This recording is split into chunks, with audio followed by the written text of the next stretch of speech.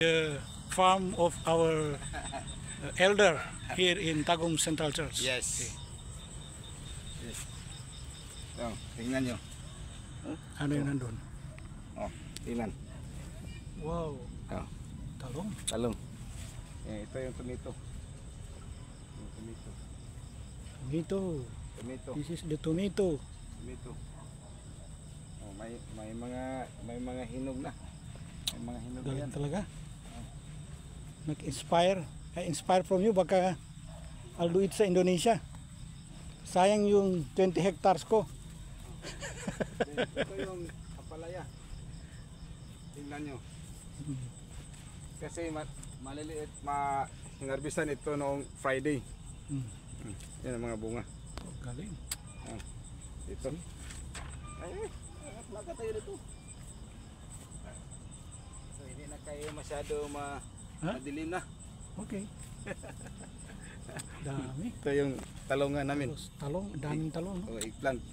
Pero yung talong talaga stable yung price. No? So, Stable. maganda. Hindi yung... 30 pesos per kilo sa ngayon. Ah, Kumukuha ito ng around 200 kilos. Dalawang beses sa isang linggo. Ha? Dalawang beses sa isang linggo. Dalawang beses. Sa isang linggo. Na 200 kilo Yeah. Around 400 kilos per week per week. ang maha-harvest nito. 400 kilo per week. Dami naman. Ito na naman. Galing. Okay, itong si Elder Doon tayo sa Michael. aking cucumber at saka yung upo at saka patula. So alam mo talaga yung anong mabenta, no?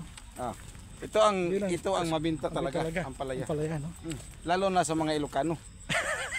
Maraming asawa ko Ilocano eh. Ilocano, mahilig kumakain ng ganito.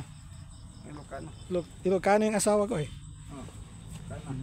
Yung asawa ko, Ilocana yun. Ganun? Oo, tama eh. Ilocana yun. Ito yung cucumber.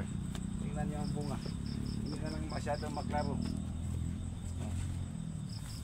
Ito yung cucumber, oh. Ando no? Cucumber. Daming bunga. Isang dahon, isang bunga. Galing. Cucumber. Ito yung tinatawag na upo. Upo. Dami yan. Ay, Andoon. upo. Dami yan.